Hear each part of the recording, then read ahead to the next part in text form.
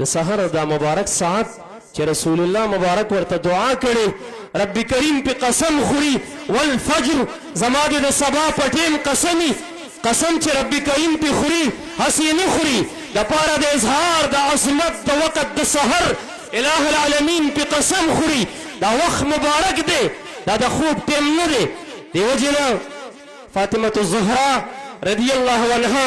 د سبعی منځ ادا کوي نور یا خطه نه دی د سبعی منځ نه پس ډډه اچي رسول الله مبارک راغی د خپې د غټي ګوتې نه نیسي ورته وایي بچی دا د خوب ټیم نه دی دا د غفلت ټیم نه دی دا د آرام ټیم نه دی په دې ټیم کې رب کریم رزق تقسیموي راپاسه د خالق رب ذوالجلال نه رزق وغواړه د سحر هغه مبارک ساعت دی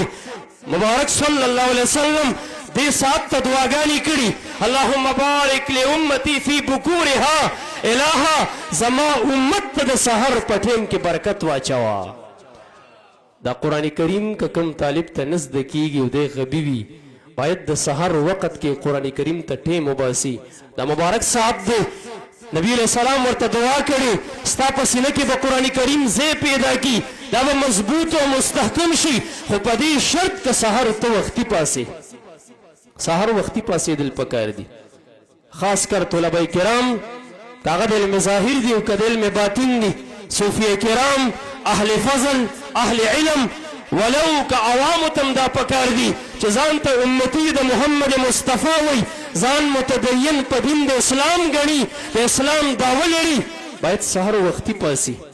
د سحر او د پښمني هغه مبارک ساعت دی کم خلق چې ورکې تسبیح راوالي د سحر په ټیم کې استغفار وي قرآن کریم وي والمستغفرین بالاسحار آفرین دی وي په هغې خلکو چې د پښمني او د سحر په ټیم کې استغفار وي ړومبنی باید چې زمونږ طلبه کرام سحر وختي پاسي او دغه وخت کې ګردان او تکرار وکړي داسې نه چې مدرسه کې د استاذ د یارې وختي پاسي او چې کور ته لاړ شي بیا ته 9:10 بجې پاسي داسې به نه کوي دا خو د مدرسې دا خو د استاذانو دا خو د دې سپینې پټکو دا خو د قرآن د بېعزتۍ یو لار کولاول دي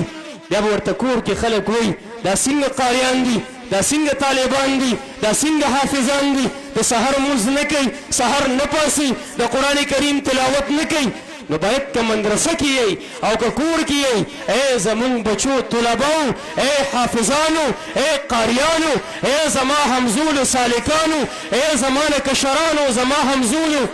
ملایانو طالبانو مشران نه یادو مونږ به د هغې نه ادب زده کوو دا خو مونږ ته هغې ښودلي چې سحر به وختي پاسئ د خپل همزولو کشرانو ته وایم که مدرسه کې یی او که کور کې یی دا عادت جوړ کوي سحر کې وختي پاسئ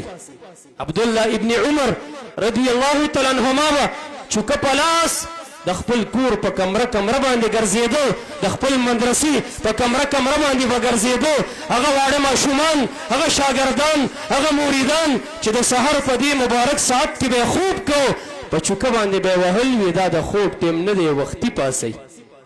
زمونږ وړومبی توصیه او تعلیم او تلقین خپلو بچو ته دا دی چې وختي پاسئ د سحر په هغه مبارک ساعت کې دا مرغان هم په خپل زبان کې د الله تعالی ذکر کوي وَإِن مِّن شَيْءٍ إِلَّا يُسَبِّحُ بِحَمْدِهِ وَلَكِن لَّا تَفْقَهُونَ تَسْبِيحَهُ ته به وایې دا مرغۍ چنګارې کوي ته به وایې دا کونتره غومبر وایي ته به وایې دا ګډ او چیلی